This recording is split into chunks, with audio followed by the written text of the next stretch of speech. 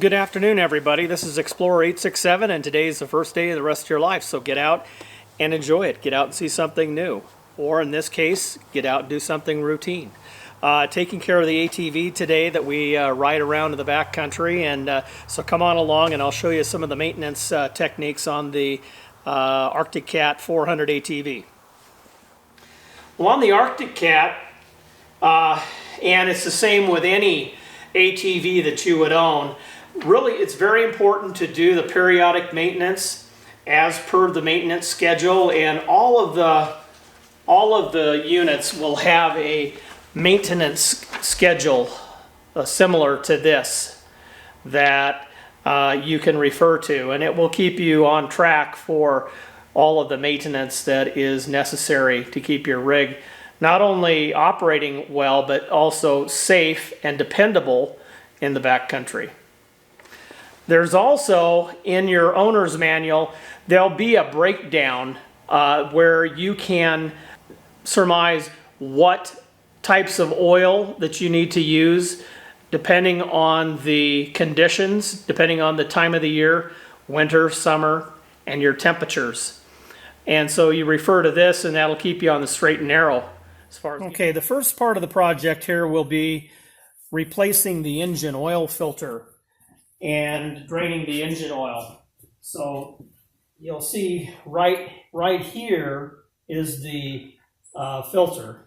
So we'll get our wrench, and I just have a rubber band type wrench here, and it works real good for just about any size filter you encounter.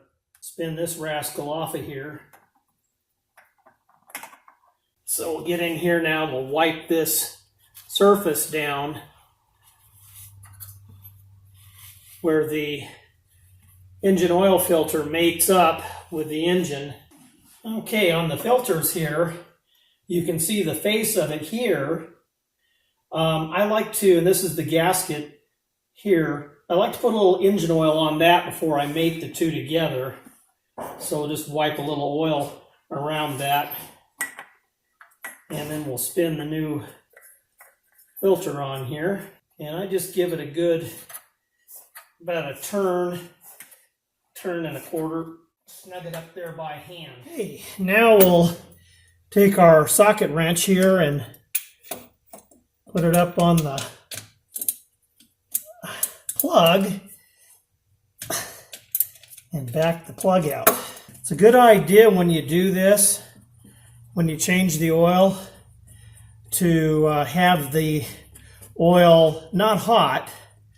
You don't want to burn yourself, but to have it good and warm, and that way it'll drain easily. Okay, our oil's drained now, and on this plug you can see right in the center here, I hope, right in the center there's a magnet. That's a really good thing to have, and if your ATV does not have that, I'd certainly go down to, like, say, Napa, or go down to your dealer and see if you can't get a plug with a magnet. What that does is it grabs a hold of any of the metal filings. As the engine and the components wear, it's inevitable, even with the best of oils and everything, you're going to get a little bit of wear. So as that happens, this magnet will catch those as they float on by. So let's go ahead and put this back in. And what you want to do is stick your wrench on there. You just want to snug it up good. Okay, on the side of the machine now, mine is on the left-hand side. You've got these panels here, and they're just a beauty panel is what they are. They just cover up the engine to make things look nice and sleek and clean. You can run them with these on, or you can run them with them off. And sometimes during the summer when I'm out in the desert, it's really, really hot, I'll actually take these off, and so the engine can get a little more air. So set those aside, and then right down here, right here is the plug, the oil fill plug, and it's also has a little dipstick on it so that you can see, take it out of there, so you can see if you're full. Okay, so this takes 3.25 quarts to fill it. So, and what I'm using is the Lucas brand ATV UTV oil. Important that you use the correct oil, at least in my machine here, because the engine oil is also the transmission oil, if you will. It's a wet clutch automatic, and so you got to use the right oil for sure, semi-synthetic. I'm using a 1040 for the winter here. It has a broad temperature range. Okay, so we've got our oil put into the reservoir, and so now this is the dipstick here, and you can see the increments on the dipstick. When on this particular machine, you have to check your own machines. This machine, you check the full level with the dipstick set into the fill slot, not threaded in. So we'll stick it in here, and you just set it in there so it sits in there flush, but you don't screw it in.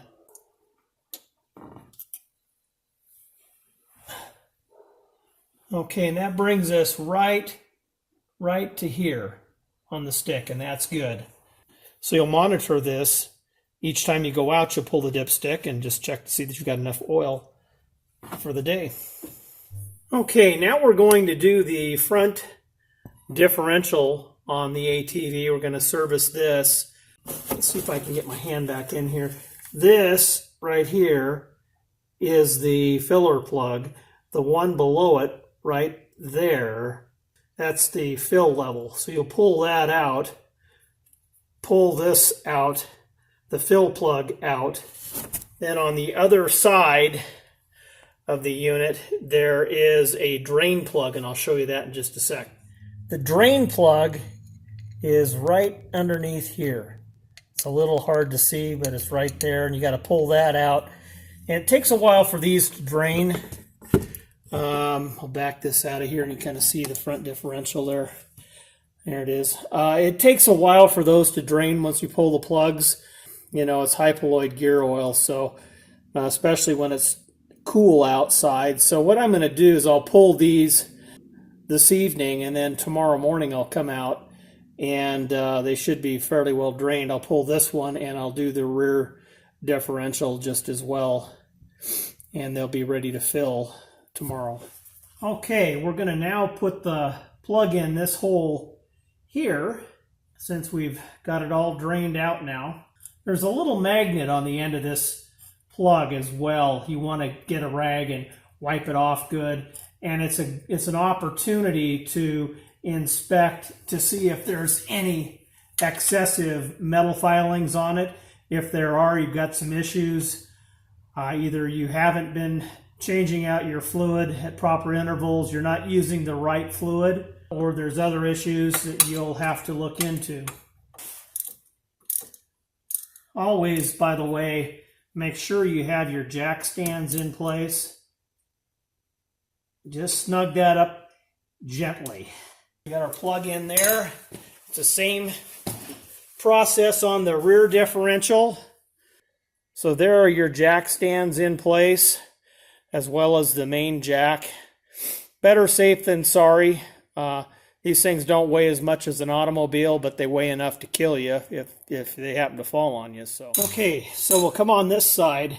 This plug right here, you'll want to remove that. That's your fill indicator. We're going to go ahead and this is our fill hole here on this side, and we had just put in the plug, the drain plug, on the opposite side. Before I pull these plugs out too, I like to kind of wipe them down with a shop towel just around it, just to make sure you get any sand or dirt or anything that would want to invade the system. And we'll back this little plug out. This really isn't a bad job. It gives you an opportunity to inspect your ATV as you're going around and doing these various different processes. Okay, as you can see here, I've got a transmission filler funnel, which works just perfect for this. I've got a wire tie, just a zip tie right up here that holds this up I'm using Maxima gear oil. It's a GL5 8090. Check your specs and make sure that you're using the correct gear oil. As just a hint, if you're doing this in the winter time like I am, what you'll want to do is make sure that you bring your gear oil in the house before you intend to do the project. It's 25 degrees out right now, so I've had this gear oil in the house all night, and so it flows fairly well. But if you don't do this, it's going to be as slow as molasses, as they say. So what we're going to do is we're going to go ahead and keep filling this until we get some lube, some gear lube coming out of this fill hole here, fill level hole. Once it starts coming out of there, we'll put that plug in and we're done. And then we'll go do the same thing on the rear differential. Okay, so now as you can see, I've put the plug back in here. And so we'll go ahead and snug it up. And like I said, just snug is the key word. You don't want to over tighten these things. This is the fill cap here. It's always good just to wipe everything down, keep it nice and clean. The cleaner you can keep it, the less gunk, the less grit gets into your differentials, and the longer they'll last. So we're all good to go there. It doesn't cost that much to do this. You'll have about 12 bucks in material, 15 bucks the most, and then your time, which is, however you want to factor that in. I don't factor that in. So, it's cheap to do it, and I just do it every year. So once again, we're going to snug these up. So we're done with this differential. It's the same procedure in the rear end. And so the inspections that you do on your CVs and the boots and everything, it's the same on the rear. And the shocks, it's the same on the rear just as well. So you want to make sure that you look everything over.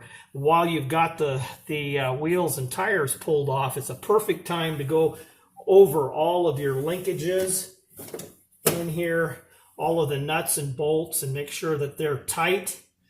And inspect your oil cooler here and the oil cooler hoses to make sure that they're still viable.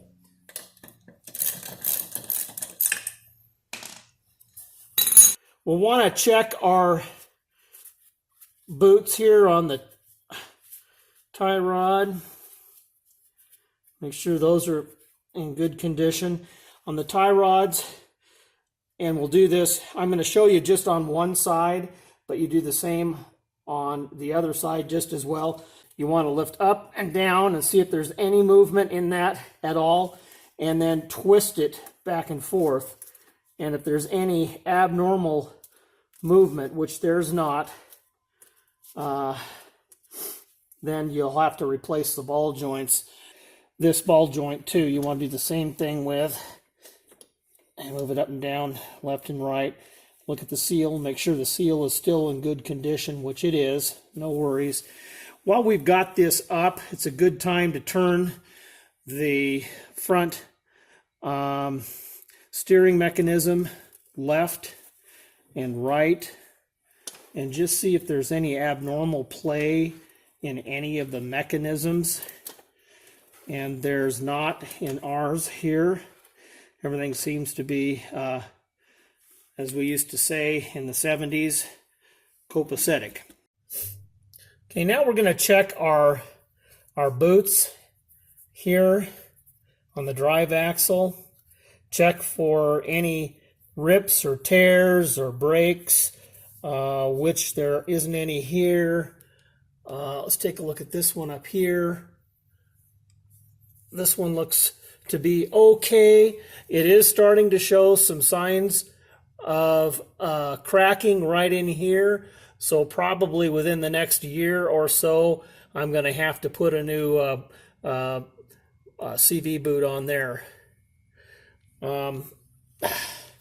While we're in here checking the front end out, it's a good time to look over your shocks, the mounts, make sure everything's tight, and look for any leaks in the hydraulics or in the shock here at the top.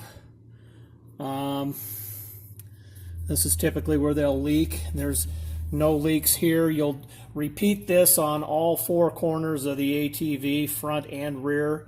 And you'll check your CV boots and all of your suspension components to make sure everything is tight. You'll go around and you're going to check all these bolts, make sure everything is nice and snug all the way around on the support arm here. But everything looks good. Your boot, rubber boot here, right in here, looks good. There's no abnormal play, so we're in good shape. So you'll repeat this all the way around on the machine. Okay, now we're going to look at the drive shaft. This is the front drive shaft that runs up to the differential here in the front. This is the differential up here. So we're gonna inspect this boot here and just make sure everything is in good shape, and it is. There's no cracks, tears. There's no abnormal seepage of any lubricants or anything. Grab a hold of your shaft then and give it a twist here just to see if there's any abnormal movement in the joints at all, and there's not here. If there was, you'll have to obviously get in there and do some repairs. Okay, we're going to check the brake pads, and you want to check the brake pads and make sure. Now on my unit here, the minimum pad depth is 1 millimeter. We're well in excess of that, so there's no issues here. But double check that just as well. You want to check all of your fittings, your brake fittings here, your brake hoses, and you want to chase them from end to end and all the way to the master cylinder, and just make sure you have no leaks and there's no wear spots on those. Okay, so now what we'll do, this is a great time while the tire and wheel is off to do an inspect. The wheel looks good and this tire looks good. So let's go ahead and get him back on. These are a lot lighter than the tires and wheels on the truck, needless to say. Go ahead and run these on here. And then I'll use a torque wrench to torque them down.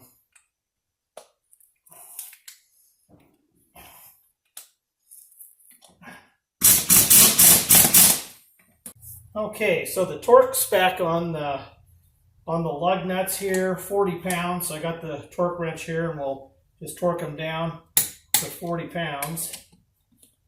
It's going to go in a star pattern here.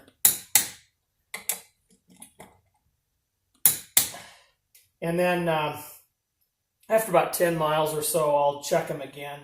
Okay, so now we're going to work on the air cleaner. The air cleaner on this Arctic Cat is underneath this housing here. This little tool here is a real big help. So if you don't have one of these and you have to pull these little grommets out like this, see, that's the way to go. It helps a whole lot.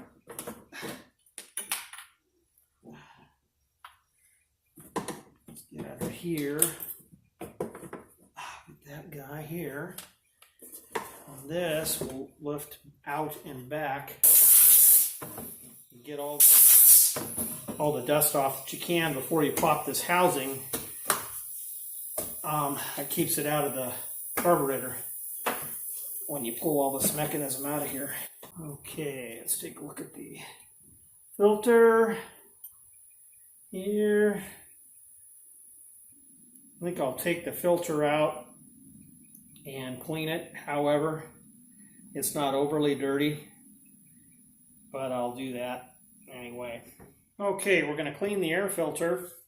In this type of an air filter, you have to use mineral spirits, and you just pour it over the element here.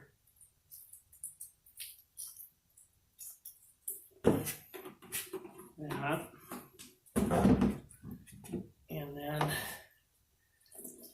just take it between your hands and squeeze it. You don't, on these filters, you definitely don't want to wring them out or, you know, torque them in any weird shapes, because you'll ruin the filter. Now we've got this cleaned off really well and dried, so we'll spray it down with some K&N here. Nice thing about the K&N oil is they've got a color to it, so you can see where you've hit, where you have enough oil and where you don't. So just spray it on. As they say, spray it on liberally. I go ahead and hit the back too.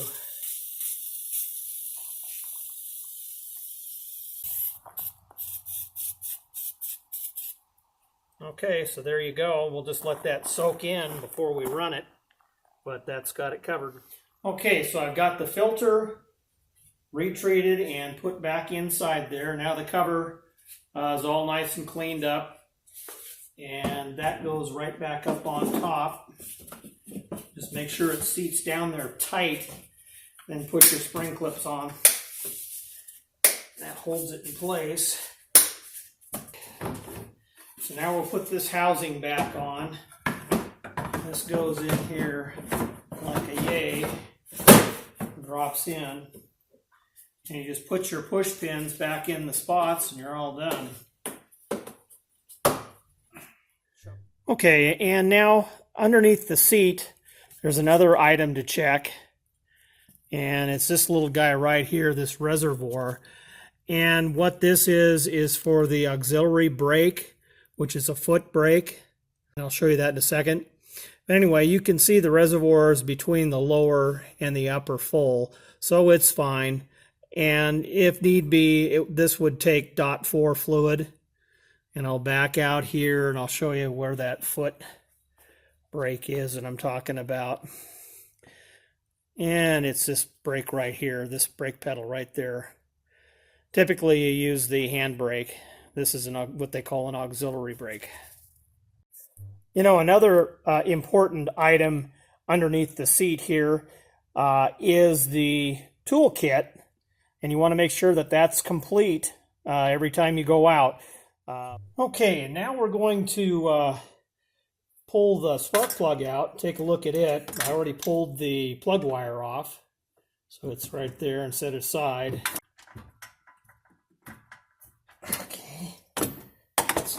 But we'll pull it out here and show it to you, and then we'll check the gap on it. The gap, the book says between 28 and 32 thousandths. I usually go 30 thousandths. Okay, so let's go to 30 thousandths here, and 30 thousandths is right here. So let's run it right to that point, and we're good. What I like to do on my threads, and I've already done it on this spark plug, I like to put a product on it so that it doesn't seize. And what it does, it helps when you have dissimilar metals. This is a different metal than what the head is made out of, and so sometimes these can get a little stubborn getting them out. It just makes your work downstream a lot easier. Once the plug seats up tight against the washer, on a new plug you want to turn it a half a turn to tighten it, no more than a half a turn. And on a used plug like this, now is a used plug, even though it's only a few days old, it's been torqued down, you want to turn it 1/8 to 1/4 of a turn. We'll put our plug wire back on, and we're all set to go. Okay, and while I have the side cover pulled off of the ATV, working on the plug, spark plug, It's a good time to inspect the pull cord, and as you can see, the pull cord is new. I replaced it about a year ago, and it just never gets used, but it's an emergency item. Okay, and now the brake lever up here, you want to check that out. You want to make sure that it functions the way it should, and you can feel that it pumps up. Give it about 3 pumps here, and you can feel that it's firm. So there's no air in the lines, no water in the lines. And you can tell by looking at the little sight glass here in the center, right there. We're good to go there. Over here on this side, we can check out our throttle linkage, and once again, it feels good. You want to inspect the throttle linkage cable where it attaches here, and just inspect it all the way to the carburetor, which I have, and it's all good to go.